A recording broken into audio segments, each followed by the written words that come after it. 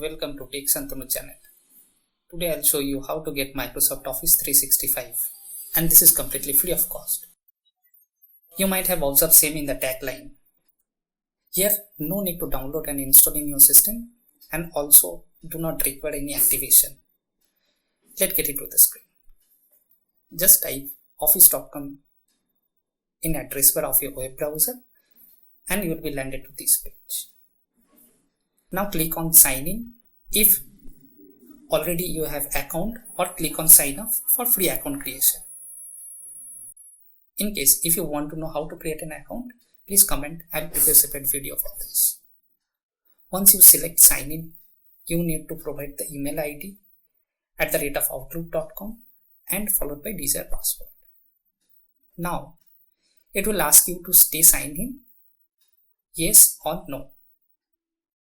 It means once you open office.com, it will directly navigate to your account if you selected yes.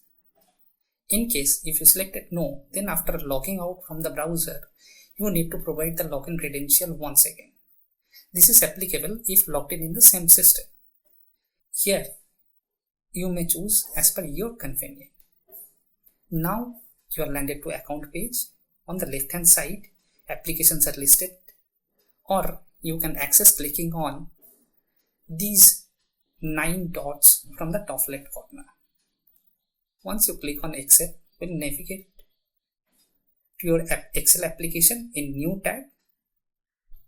Do not think as this is open in web platform, it will have limitations. As per my experience, web will have same features like the client applications. Here you can access the same functions or formulas like VLOOKUP, SUM. Even you can have ifs, maxifs, etc. These functions are not available in Office 2013 version. If you open Excel sheet and it contains ifs, maxifs, will get name error in 2013 version.